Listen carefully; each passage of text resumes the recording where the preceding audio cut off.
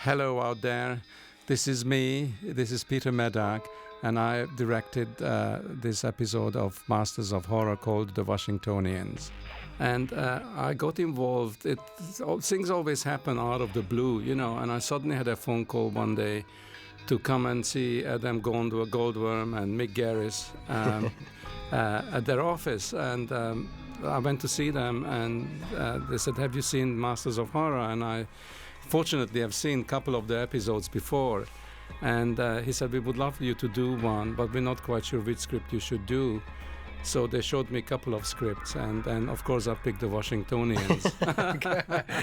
I completely fell in love with it because it's a very offbeat, very strange, and kind of wonderful little movie. I mean, they're all little films. They are an hour long, and we make them as movies because of what it's about. And it isn't just a straight-out horror movie, but it has got a very kind of hidden message underneath about politicians and presidents of America, and at the end of the film it's all completely played off, and that's why I really did it, because I thought it is about something, and it's about what's going on in the world today, covered up in the milieu of horror kind of shocks and very gruesome, bloody scenes, which seems to be the signature of all the Masters of Horror.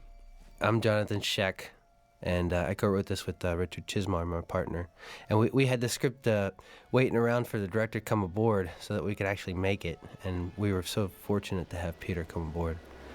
And we wrote this probably, I think it was sitting around for a couple months. Then we started chopping at it to make sure that we could make it an hour length. I know. That's what happens to all the scripts. You're given a script and they said, "Would you like to do it?" And then troubles begin because we realize that it's impossible to make it in the amount of time we have.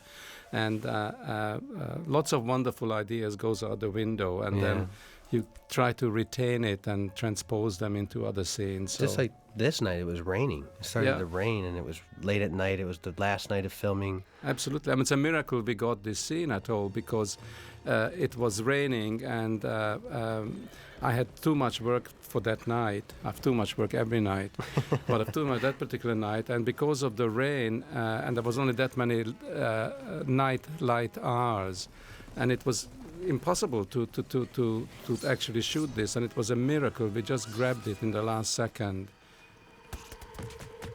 And this part you actually shot on pickups, right, with her head? Yeah, exactly. When the head gets sliced off the body, we did it on the back of the, not even a studio, it's the back of a kind of a warehouse. And I said, "No, it's impossible. I've got to go back to the road. I need the road. I need the depths of the street, And they said, "Well, look, either you can shoot it here or not." And so we just shot it at the back lot at night, and it's amazing what you can do. And anyhow, we did it. And then I had a wonderful head. There's all these long conversations about all the prosthetics of bodies and this and the parts which you're going to get. And I needed this head to fly through the air. And then I wanted, like a lunatic, I wanted it to roll 2.5 times and then stop right in front of the camera. And it was impossible. I mean, it's like throwing a big football. Right. And we kept throwing it. And when you're in trouble, the best is always just shoot it in slow motion, because it gets you out of trouble. So we did the head flying through frame. And then you used the real girl at the end, right? I used, and it was really an afterthought, because we were going to use the head, the prosthetic head. And I said, "No, this girl is so beautiful, her face, and it doesn't look anything like the head. I've got to just make very close to her neck, and just roll her in and stare in the lens." So that's what we did, and it's incredibly effective, And if we had written it like that, we would have set out to do it. We could never have done it, but it's because you wrote the scene as it is, and then I was in trouble, so you then try to compromise, and then that's the magic of making movies. I love that. The voice that we just heard was a character named George Rathman that we stole from a Stephen King novel called Black House that we had adapted for Akiva Goldsman. And we called King and asked if we could use that name. Oh, cool. It was a lot of fun. But the short story, this was based upon a short story that was in Cemetery Dance, Richard Chismar's publishing one of the books that he puts out. He's a Jonathan partner, Richard Chismar. He's also is a wonderful guy because he also publishes books. And in the horror and the sci-fi genre. That's right, and comes across wonderful material. And this was one of Bentley those Little things, short story. Right? Very, very special. And both Jonathan and Richard wrote the script together. And I really did it because the script was really interesting. And it's a very offbeat, crazy story, because who would actually believe that George Washington was a cannibal? But he was a cannibal, because if you look up his story, right. So it's a slice of truth in it always. And I thought it's so outrageous that it really becomes wonderful. It's unique in that. And there's Julia, our big discovery out of Vancouver. That's right. How old was she? I think she was either 9 or 12. 9 I or think 12. maybe 12. You think she was 12, 12 playing 9? Yeah, that was a big 12 debate, looking remember? 9, because there was all this question about the working hours. Yeah. She's absolute magic because she carries very much the front end of the story, and the whole beginning is seen through her eyes. And I love working with children, and I worked with a lot of kids over my lengthy directing career. And it's wonderful what you can do with kids, once you get inside them and you can make them listen to you, and you just tell them where to look and how to look and how to. And she's got a wonderful face, and I'm sure she is going to be very, very successful because she can carry a picture on her own completely. And we all adored her. And yeah, she was fantastic. She was just fabulous. Wonderful eyes. And makes you enjoy acting all over again, watching her take on the challenges one by one. Absolutely, very intense, and I think she's got a gorgeous face. And you believe her as my daughter. Yeah. And Venus was wonderful too. She's Venus brilliant. is, and they all look like a family. I mean, Jonathan, Venus, and Julia, and that's why I thought it would be a great combination. Because it has to be very believable that they would be married to each other. They could have a child like that. And right. She swept off that bottle coil without any. This is Myron, who we had great discussions. We wanted to cast it with a very well-known actor, and I started thinking about people like Christopher Plummer and Seymour Cassell we had talked about. Seymour Cassell, I know who I just recently met, and of course I knew him from 100 years ago. And he said, "Why didn't you call?" Because I told him about it. I had a big discussion with him at this HBO party at the show Marmont. He was like, "I can't believe you guys didn't call me." I know. We were kind of last minute, I was up there already and we were about to film. I know. He also, but so we found Myron, and Myron came in. He's Canadian, but he lives in Los Angeles and in Vancouver. And I think he travels back and forth once a week on the plane, so he can work in both places. And the minute I saw him, I thought he had a fabulous face. Christopher Walken. He looks exactly like... I have to tell Chris Walken that if he ever needs a father, he's got to use him as his dad in a movie, because they look kind of identical. They had that same intensity, too. Yeah, but he's a wonderful actor and he's a wonderful presence. He's a very eccentric character. The cherry lollipop. Yeah, the cherry lollipop. Yeah. Which plays out later in the story. Cherry.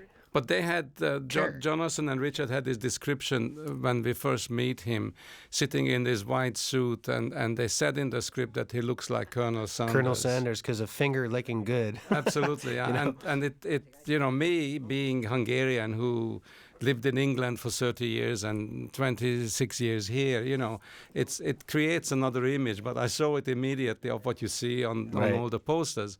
But so that thing stuck in my head, and that's why I cast Myron, because I thought he looked great in it.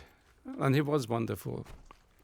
Very eccentric character. Very eccentric. Yeah. Unique choices that he made. I know. You never knew what he was going to do next. I know. As an actor being in the scenes with him, I was always ready for whatever. I remember he bows, and a lot of trouble to get him to do it in a kind of a gracious way. And then, which was a very unique way that he kind of came up with the bow. It's wonderful because he's very quirky and I don't know, when you just discover wonderful things in actors, and then you go for that quality. And directing is a very strange thing because years ago, I worked a little bit with David Lean, and he was one of the greatest English-speaking directors, and he used to say very, very little to actors, And I think there are two kinds of directors. One who kind of bully people into a performance from the outside.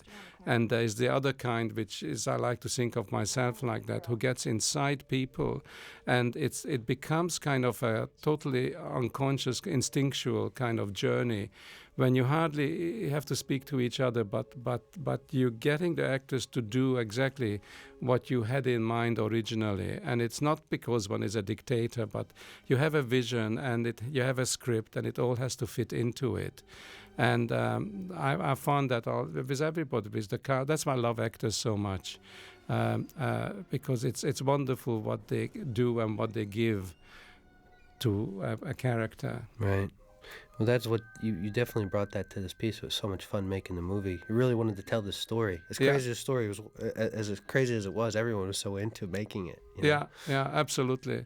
Absolutely. And every film takes on its own world of reality. And as long as, however banal the story is, or kind of incredible or unbelievable, as long as the embarking point of the story is realistic, so you take the audience in, and that's why I like to start movies slowly rather than quickly. There's a terrible habit nowadays because of the video games and commercials, and everybody says, well, kids don't have the attention span of a tsetse fly, which is not true.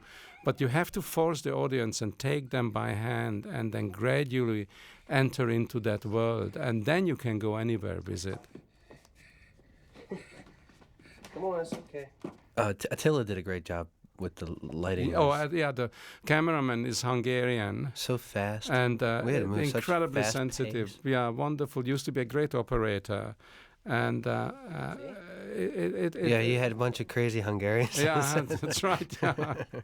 But it's wonderful because I having born in Hungary and being in this business I've been directing 37 years. You think you worked with everybody, and then you suddenly turn up in Vancouver, but I haven't been in 28 years since I made the Changeling there 28 years ago. And you come across a whole bunch of people. The whole city has completely changed. And speaking of the Changeling, that chair that that's right. That the painting is sitting on. The designer really, not as a joke, but I nearly passed out when I saw that wheelchair in the basement. It looked exactly like. I know, the it's chair. exactly the same chair. Except it's bigger, obviously. Yeah, but when I saw it, I said, "Oh God, I really got to use it and send it up," and that's why I put the painting on it, and it rocked back and forth, which really added to that scene later. Yeah, exactly. Yeah, no, it's. I don't know. One loves making movies, and you live. It's a whole life, and. Venus brought such a great performance to this. Venus is wonderful. She's a wonderful actress. Yeah, she's absolutely wonderful. Great-looking lady, and very instinctual. And took care of me too, because I was scared to death to say my own words. Is that any good? Is that any good? I have no idea. Yeah, but that was a lot of fun. But I love that when she came up with that little song, in the that was car, fantastic. and you'll see Everyone it in a loves that minute. little It's song. absolutely gorgeous, and I don't know. I feel like, when I watched this the first time once I finished editing, I said to myself, I'd really done the first third of this piece like the Changeling was. Right.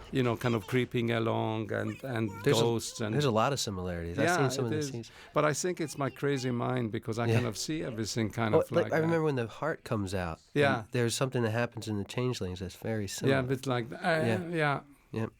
It's, I think, when they discover the well in the Changeling, they see that little body floating up or something. It's very similar. And then... Which everyone keeps stealing. I saw that in The Grudge. Yes, I know. Yeah. I know. I mean, I don't know if they stole it or not, but it seemed, you made that film 28 years ago. But it's the basic cliche elements of a ghost story or a horror movie or it's all in the execution, because I think everything has been done 18 million times, but it's how you take the audience by hand and how you take them on that journey, and that's what it's all about. And of course the performances, the script is very important, but the performances, the actors are very important to it. And It's just great, because there is Washington's portrait. He's reading a letter about George Washington. I know. And, it's I don't know. It's very simple, but it's really, really nice. Chismar wanted to come out here today, but Did he? He's working probably now. his father's ill, so Oh, really? he's taking care of his father today, yeah.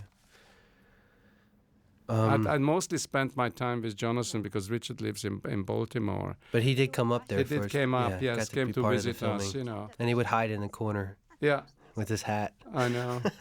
And it's very interesting when you begin a process, because the script turns up, then everybody says, all the producers, well, we have to shorten it, and it's too long, and it's this and that. Right. And that. So Jonathan and I sat down, and I always do this. I make the writers read the script to me. Yeah, we did that at your house. I came over and we went through the whole script. We've gone through the whole thing. Yeah. And then because it's all to do with the budget as well. And then there was big kind of questions about the ending of the film. Yeah. That it shouldn't be even in the script. And I thought that the ending, which you'll see at the very end, is what makes the whole point. And I got very upset, and I said to my wonderful producers that that's the reason I really did the piece. And it's all about the end, even though it's only like maybe a minute and a half long. But that's what kind of clarifies of what the story is about, Right. the little point it The makes underlying about. things. How the history books are changed. Yeah, What are they going exactly. to say about the weapons of mass destruction? Exactly. The fork that has a nice payoff in the end that you really Yes, it added is. to with the little It all the way you connects built up. the case with all of the forks at the end. Yeah. It's really nice. The designer of the film it was quite wonderful, because you take the script and you have certain physical problems in the set. Well, we'll talk about it when it comes up, Okay, in right. the big room, in the feasting room. But I love this house which we found, and then when I started looking through some of the early episodes of the horror thing, I realized that they used this house before, Oh, yeah. I know. And I said, you used this house before. How can you take them to the same place? And they said, no, we never used it. But we did use it. But then... Do you know what they used it for? I I know it was in a couple movies too. That guy Yeah. always rents it out. It's a really nice place right on the water Fantastic there. place. Oh, here this scene. This is. Yeah. What was the inspiration for this scene? You said Well, I love funerals, and then but it was And the I Rosemary's Baby. Rosemary's Baby, yeah. Yeah. No, because when I read it in Richards and in the script, the description of this kind of weird people who are the Washingtonians. I mean, immediately I thought of Roman's film in the living room, all those faces looking into the crib, into the child, And I said to myself that I have to collect some incredible character faces somehow. And I don't just want extras. And a lot of these people, like that incredible man behind with With the long beard. He won some mustache contest. Yeah, he did. He yeah, did. He's, He was telling us that. I know. He's the world champion mustache twirler. Yeah. And he's a lovely, lovely actor his name is Abraham Jedidiah. He is just fabulous because he's about 80 years old and he's an architect who's retired and he loves art. Yeah. And he works as an actor and he donates most of his money to charity, to support theaters and things in Vancouver. And he's absolutely fabulous. I saw him. See, what happens, you see maybe like 50, 60 people who come in for general lines. And out of that, you then start picking, saying, I love this face. And you take Polaroids of it and then you read the script again. And then bit by bit, you put it together. But I don't know. At one time when I made my movies in England, in every film I had an ambulance and I had a funeral. It's somehow represents your own life. Oh no. Oh. This was a fun scene. This was an actual deli, right? Yes. We always tented it, so I never yes, could it's see a what it little. was from. We were there for, I think, one day, and we had to, again, we had to do like 9 pages a day in it. Grandfather did. It would have appeared to I think be. my Panamanian girlfriend was breaking That's out right. with me that day. That's yeah, right. right. You were majorly dumped on the movie. yeah, I know, I got I know. dumped in the middle She of was it. very beautiful. The whole crew fell in love with her. Yeah. And then she gets on a plane and leaves. I know. Well, it's life. Yeah. She will come back. Yeah, I hope. um, There we go. There There's you his go. gesture. that he tried to mimic from the opening of the piece. You know, he discovers his. You know, every little part of it, every little part of the film was wonderful. Even like the letter, they didn't just care with the letter. You know. It was a very tricky day, you know, because they had so much dialogue, and it was about 110-degree heat inside, and the place was absolutely tiny. And but it's amazing because it doesn't show when you look at it like this. You know, the score added so much to the scene. Yeah, it was Richard Band who wrote the music, and he's absolutely wonderful because music can add so much dramatically to a film, and he's a wonderful composer, and I visited him 2 or 3 times in his studio, and the great thing about writing music nowadays, because of the computers, he can work on it for a week, 10 days, and then I go back and then to his studio, then he puts it on and we listen to it, and it's still open to say, you know, I need a bit more emotion here, or a bit more suspense here, or I need a wonderful noise which I may not get in the mixing stage, and I would love you to do it musically. So you have those meetings, and he's incredibly flexible and very kind of understanding and sympathetic to a director's need, the piece, you know, and so it's a wonderfully collaborative way of doing it. Against years ago, you see the composer once, you spot the film together, and then you turn up at the recording when you don't quite understand where the pieces go, and when you go on the mixing stage, you see it for the first time, and sometimes things never worked, you know, or didn't work. And nowadays it's much easier to do it this way, and all composers work like this. It's fantastic what the computers had brought. I mean, it completely changed composing. It's still the same, but it is. I mean, it's like magic, because you keep changing. You can change things so easily, and you can do it from just a little room. And it changed over the course of the years with that? Oh, totally. I mean, Richard had talked about when we had dinner, we had pizza and watched the film together at Mick Garris's house, and Richard was up there also, and he had done Reanimator way back when, but you'd never worked with him before that? No, I didn't know him, and Mick had used him, I think for the he's done 2 or 3 scores for them. Yeah.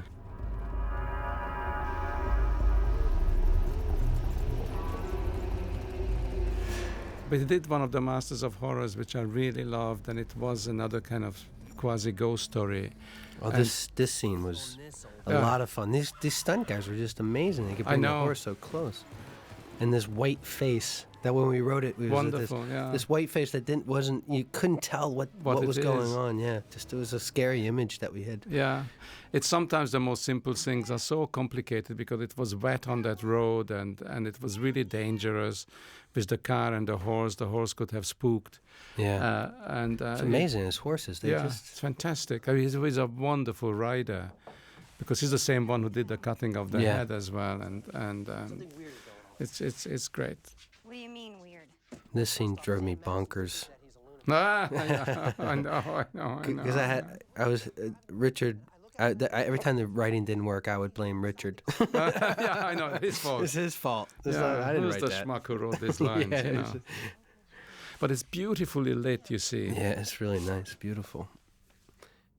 I'm in the basement of this real house. And once again, Venus Terzo just makes the scene work so great. You know, because she just keeps it going. Yeah, she's so strong. I love to work with her again. She's just fabulous. She's professional. The other guy in this piece, I don't know.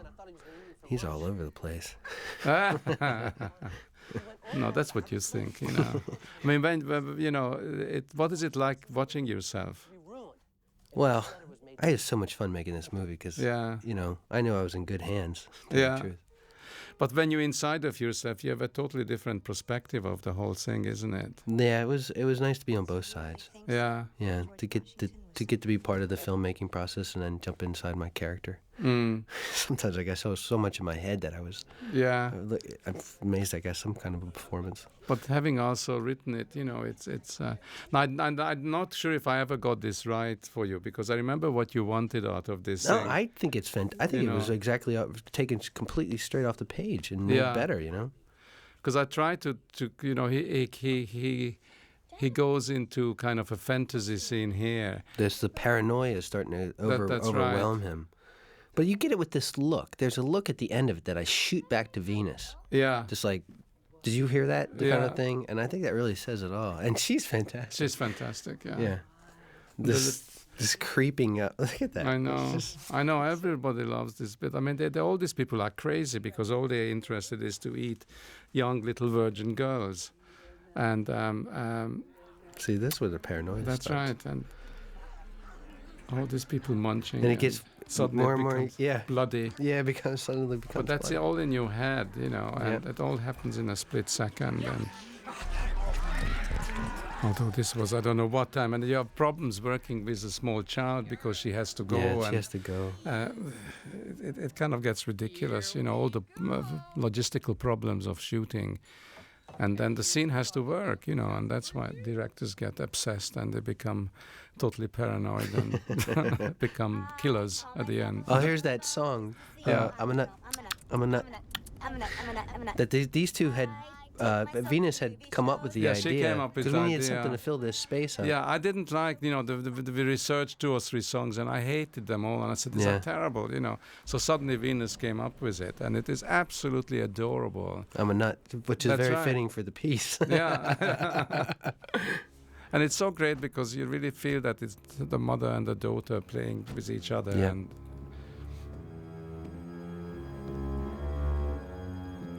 when originally me and Richard wrote the piece, of course I was thinking I would love to play the role, but I didn't think I'd be able to be, the casting or whatever was going to go. And then I was lucky that when we came in there for the writing session, he said, "Hey, why don't you play it?" Yeah. Kind of thing. It worked out perfect. And then I got to be part of the whole filming process, which was fantastic. yeah, no, it was great.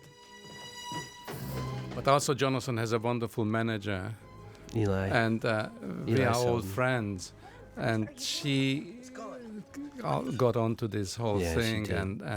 And then I thought it would be a great idea because you have written it, Yeah, it makes it and interesting. it would be so interesting for you as a writer to really experience of what it actually takes.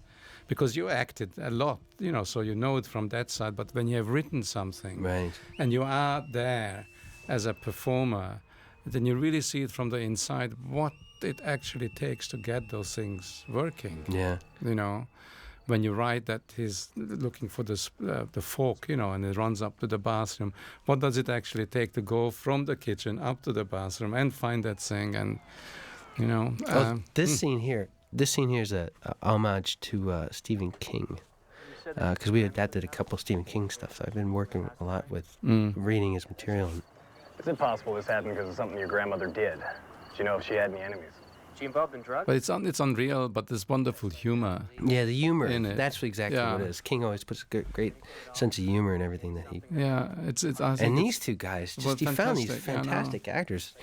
They're so dry in their delivery. It just makes it so. I know. I just love this, and the way Attila lit the back with these guys glowing like they're coming out of Close Encounters. Yeah, exactly.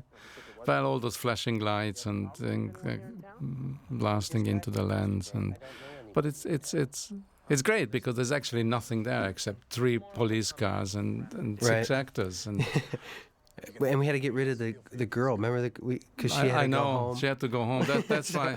So Venus puts her arm around the little girl and takes her upstairs. Because we couldn't film and then with she her. comes back. Right. Because she had to be there for the end.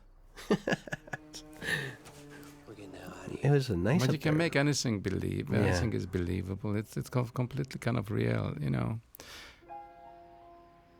And then we shot this house out in the middle of nowhere. Where was this house? This was in Vancouver also.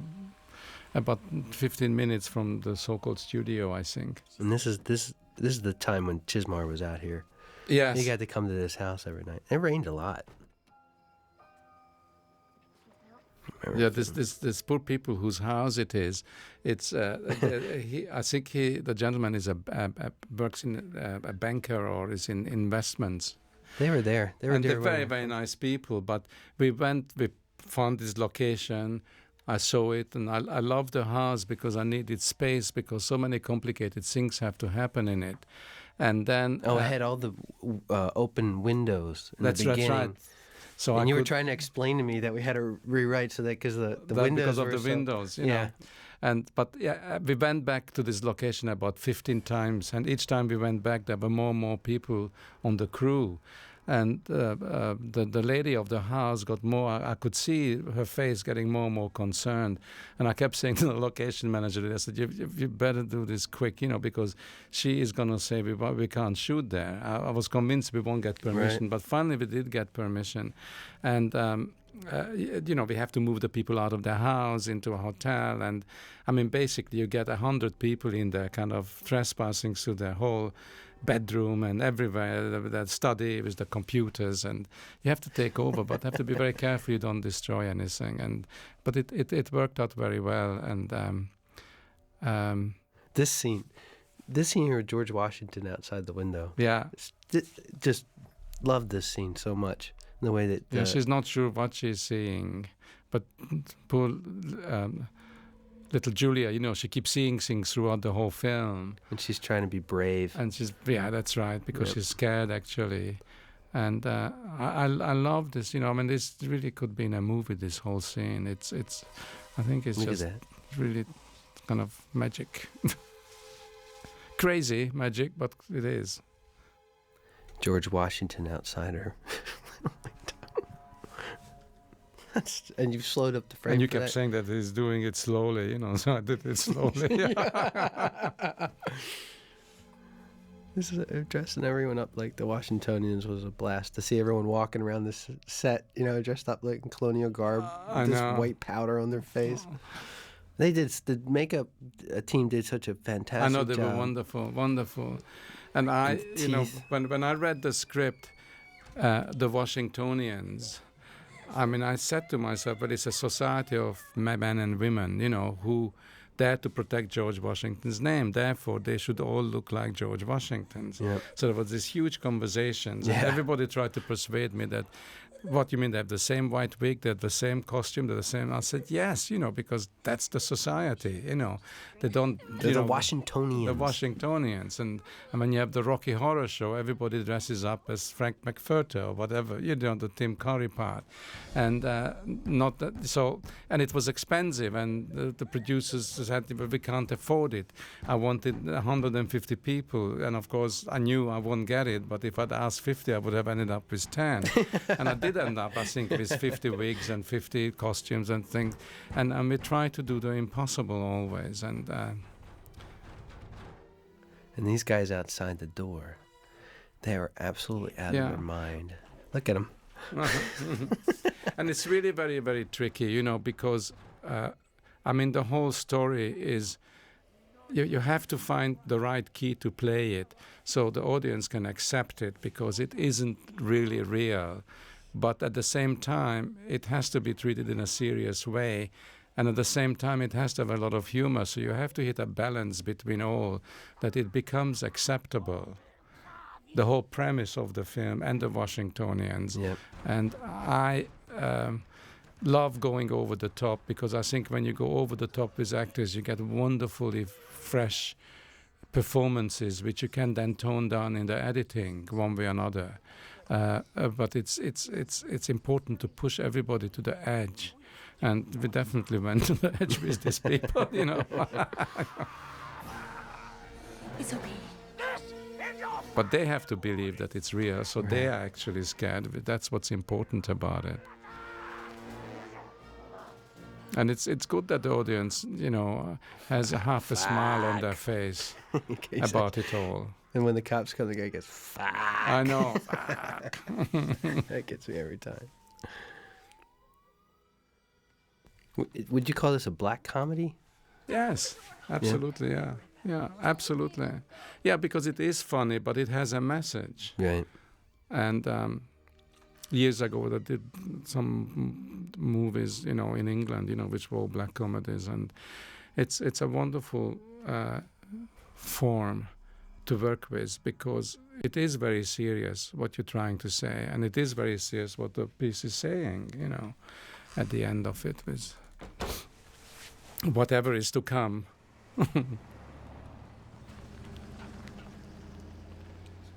And it's a lovely street because it looks like And what did you? What, average we shot this America. on film. Yeah. Oh, this scene. Trying to get this right. I totally understand when you told me not to look down in the bowl. I know. I know. Oh, and they I kept could- laughing. I couldn't the two get. of them, I had to you get. know. I had to get the finger on the spoon. I know. I know. But so I had to look down. So it was difficult not to do that while I was doing it. Because I had to fling that finger across, and I couldn't stop laughing. I 'cause it know, was but just it's a absolutely- terrible thing when that happens on a set, and we must have done 10, 15 takes, Yeah. because if it wasn't Jonathan, then it was Venus who was breaking up. And if it's not them, then it was the crew, and by the end of it, you want to kill everybody, because you just have to get out of there. Yeah, yeah. And so the three fingers. I should have just had two fingers. You should add the middle finger. I That's what know. you should. It's Hungarian, the three fingers. No? Oh, Saul. Yeah, Saul was magic, He was cast in the last Oh minute my of the God, film. what a He's a great actor. phenomenal actor. Just And all the dialogue that he Oh had to my spell God. out. It was just like he was. and he really made it his own. He was. And not only that, but his part wasn't cut. It's the same size, but originally this scene in his office took place at the university. And Oh, it yeah, the establishes his importance of his character. Yes. And that's where we see the Washingtonians as well. So And they told us we can't film in a university. yeah, we couldn't afford the university wouldn't let us So do we had to it. make it. We had to make it work at the house. Didn't have time in the house, and I started yelling and screaming at everybody because we were in a little room which is about the size of half the size of this recording studio, and I mean we had like 15 pages of dialogue Yeah, it was such a long scene. at night, Yeah, at night. which we had to shoot at daytime. So we wound with up the building. windows blocked up. Well, so we rewrote it so that you would see the books behind him, which would establish his exactly, character. yeah. And then this great little thing was added. This I know with the eye. And this, so the other side of the scene was shot at daytime at the house.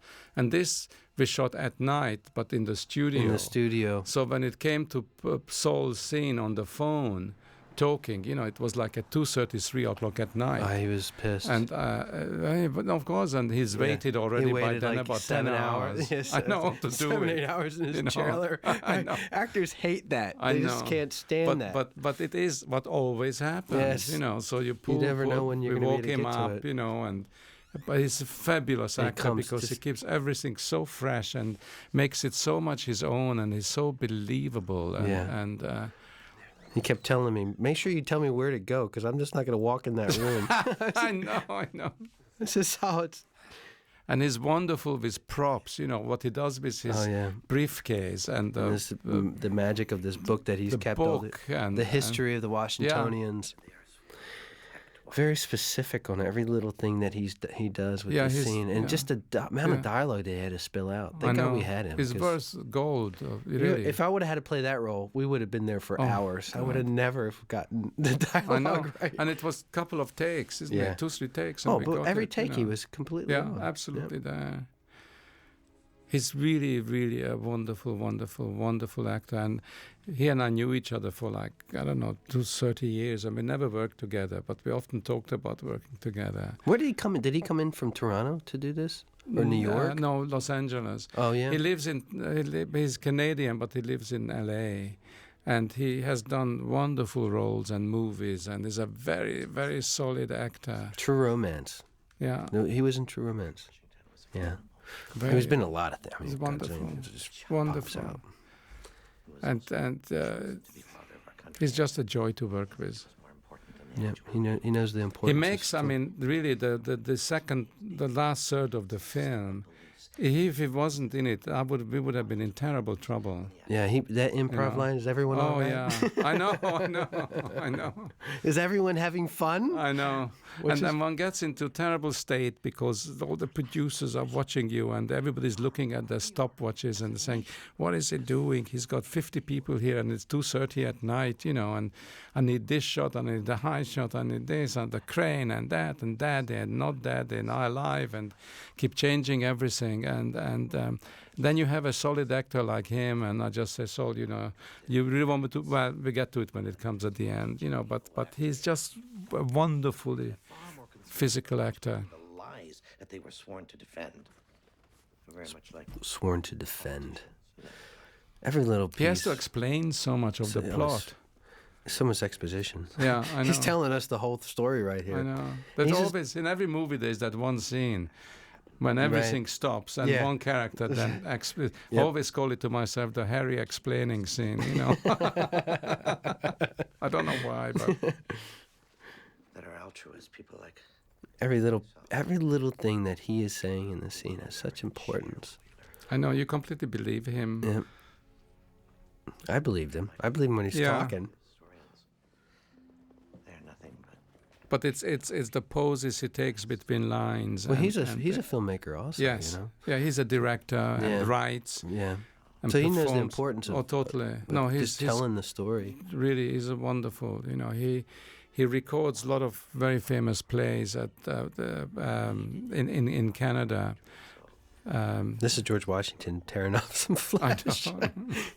I mean, the ludicrousy of George Washington being a cannibal, eating human flesh, and I know. Oh my! I know. I couldn't believe it when I first read the script. They said it's typical me because I always get these things, but I loved it, because it's crazy. It's wonderfully crazy. This is. It's what's wonderful, like you see that leg, one gets into discussions about 2 months before you shoot this scene in the special effects place, KMB-FX, who makes all the prosthetics for great movies, and they are such enthusiasts. When I went to see them, we knew of each other because when I made The Changeling, everybody that's my involvement with horror movies. I know because John Landis said to me, he said, what are you doing here? You're not the master of horror. We've never done The Ruling Class wasn't a horror movie. And I said, well, what about The Changeling? He said, well, that's a ghost story, But that's how I joined the club. And but these people knew of me, and they're such enthusiasts, So every time a director comes into their workshop, there's somebody with a video camera, and they follow you through the meeting and from one conversation to the other. And I know eventually they're going to put out DVDs of all the directors who came to their place over the last 30 years. And it's kind of great for movie buffs who love horror. Do you know I met you in Baltimore City when you were shooting Species? Yes. I was friends with Natasha Henstridge. Yes, that's right. I came by the set, and I remember meeting you. Yeah, I know. Natasha. Yeah, Natasha. And this part, this is The Shining. That's right. Here's Johnny. No, I know. This image when they all come from the backyard is fantastic with the lanterns. Yes. Remember the lanterns were the big deal too, whether we could have the lanterns or not. There was one part where the girl runs away and she hides. We had written hides in the woods, and we had to go throughout the woods. And we had to cut that. Remember we cut that in your living room? Yes. It's just you can't get all that stuff. No, you can't. And it's like at the end, it has to be an hour long, and it can't be longer. Yeah. And it's terrible when you shoot too much because you don't have enough time to shoot anyhow. And as a director, one gets very, very mean and conscious of it, This was shot in this studio. It was in a studio, and then we met it in the background. Yeah. Couldn't find anything like that. I know, in and that was the location that we couldn't afford to go there, and I wanted to shoot there. And then this is the big debate whether you could build this huge set or not.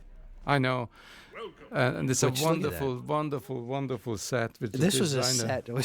I know, it's completely crazy, and with the balconies too. Yeah.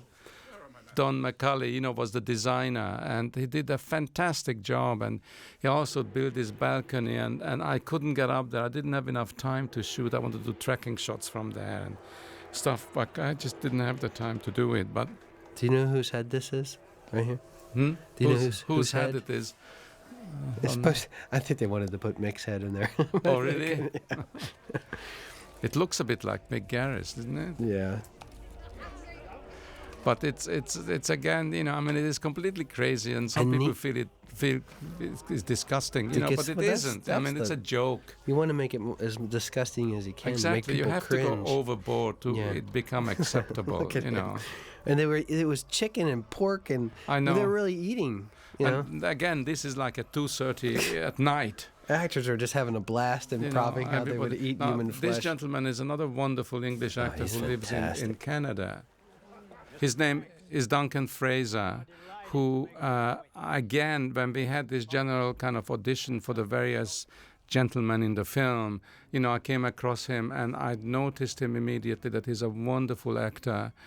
A part of the fact that he worked with a writer who wrote The Craze, which is a film which I did in England a few years ago, and Philip Ridley also directed a film with him in it. And I knew that if Philip worked with him, he had to be a wonderful actor. Yeah. So I kept his picture, and I said, what can I use him? What can I use him We were for? lucky to have him also, because he's another guy who gave all this exposition. Absolutely. And gave such flavor to it. Absolutely. And you remember flavor. that I said to you, you have to come back because I have to show you something on this stage, because we have to fit the scene to the set. Oh, yeah, going along. Exactly. We had to and I knew I had a problem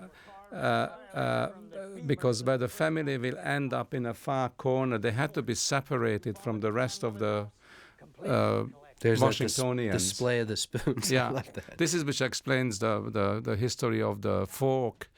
And then it goes into a painting of actually George Washington feasting as a cannibal with his women. Yeah, and exposed breasts. Exposed breast and blood. And it all just adds to the whole kind of craziness story.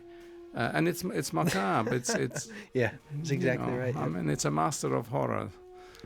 That's what it is. It's a great idea, I must say. I think it's fantastic that both Mick and Adam and Andrew got together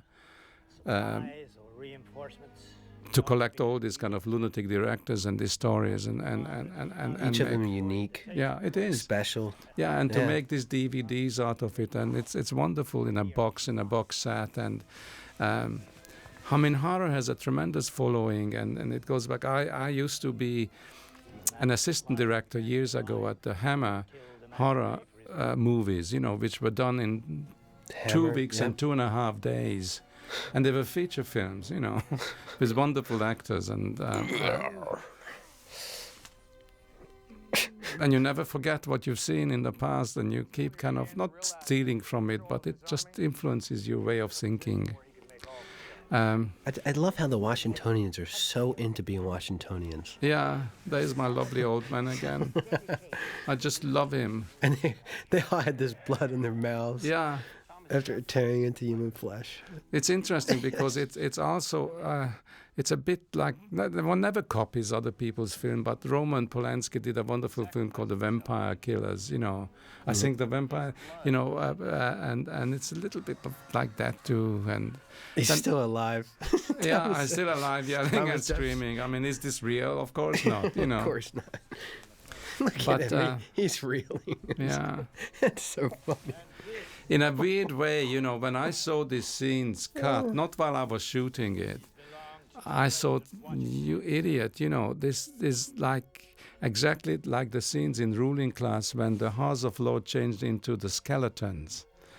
These Washingtonians, because they all were cobwebbed up and they were these white faces and all that. And I don't know where one gets all those images, but you never get rid of them. You just keep shooting them. But that's what makes things good, The writers think of it, they put it on the page, the director comes along, he brings some of his own vision to it, then the designer designs a set, then I see the set, then I have to accommodate it and I have to show it. And again, Julia is just fabulous in this scene because it's again very late at night. Yeah, we weren't going to be able to get the breaking of the glass overhead, Yeah. which arcs her character to I know. finally stand up, be the hero. And all the actors had the mouthpieces in. Absolutely, they have this false thesis in, so they Trying to couldn't say the speak. lines.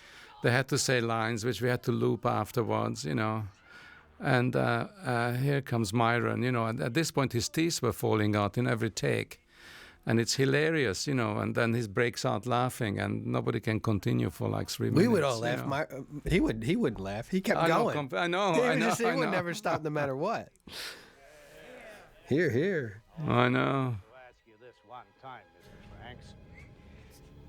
The actors really made this so much Absolutely. so special. They really just brought so much Absolutely, to you see, it's all everybody's contribution. It's absolutely. it. They had a lot of. Everyone had fun with it. Yeah. Little girl, little sweet angel, and Venus, and all that. We had a lot of trouble getting that. Look at his face, I love that because it's really kind of over the top, outrageous, and ludicrous. You harm her. I swear you'll never see that letter. Eat me. Here it comes. Everybody having a good time? You look disgusting. It's great because he comes up with these lines, Yeah. improvising them, and it just brings wonderful freshness to it, It's terribly important that as a director you show these high shots so you know what's going on. And We made this like a big espionage thing, a Yeah. cover up. But the original short story had the redcoats coming That's and so right. this underground group of strange redcoats Yeah. coming and saving the day. But another lunatic society, Yeah. But But there because would of have been budget- more in keeping with the piece, But then I had to finish the film, very quickly. We couldn't afford to have the redcoats. you had to make choices. And this way, it brings in what today is about, when you have three guys completely wiping out the whole room, and cover up. It was about government cover and all the lines, all the lies that they spill out, which they do. What they want to tell us, what Yeah. they want to let us know. And one leaps forward with the story. It's kind of stylized very much, and I love them shooting. Anyone who survived, they just took out. Yeah. Anybody alive, kill them, This was great because we had something additional, but the door closing was just I so. know. I can't remember. Yeah, what but it we had was. them zipping up the body bag, the body you know? bags, Yeah. and with the faces, the body making bags, another U.S. point U.S. about- government body Yeah. bags. But it's just great. He said, "This is history," and bangs the door and closes it, and then you leap forward 6 months later. And this is the whole point of the entire piece. George Rathman comes back on the air and Yeah. starts talking about the political rantings. And this guy, did you tell him to sing the national anthem? Yes. Which was Yeah, just because a great... I said to myself, you just become an American citizen the day before, so I was happy about it. So he's humming there. But I was only trying to make a point on your point, you know. Which so was great. I loved that. Was such a great addition. Yeah. Oh, a guy who's Josh Wolf is the voice. George Yeah. Rathman. He's a friend of mine. That's Yes. a No, he did great, wonderful. great writer as well as a comedian. He won the last Yeah. comic standing or something like I that. must say I fought blood over this scene because I just felt it's very important. This was to a keep- rewrite too that we did. Yes. That we did after we talked in the living room. Yeah, yeah. We had to come up with a new ending. What was I can't even remember what the original ending No, I was. can't either. Yeah. No. But it's so great, about the George, Washington And on the that- dollar bill. My father was a little. He watched it the second time. He finally got it. That Yeah. George That is George Washington. He became. They had trouble with George Washington, so they changed the dollar bill, or at least the government that was in power. George Yeah. Bush put his Yeah, face on the I dollar know. bill, which I think sure he would love to do. No, it's great. I love the ending, and it is the whole point of the piece, and I had a wonderful time doing it. I did too. I was really. I hope really we all happy get to be asked there. again to do another one. Yeah, that'd be great. Uh, Season one 3. day. Season 3, 4, 5, 6. They should keep doing these. Yeah. It's not too often that a series gets to be so unique and special and creative. Absolutely. What a great group to be part of too, with Mick Garris and all the all wonderful directors John and Landis and those guys. You know, all the producers, but particularly Mick his emotional investment is tremendous, and he loves other directors and he loves their contributions, you know. And then you get this, you know, Adam and Andrew, the two other exec producers, you know, who have the kind of business genius to put it together and make it happen, and so we could all just dream on and play on. But it's a wonderful medium.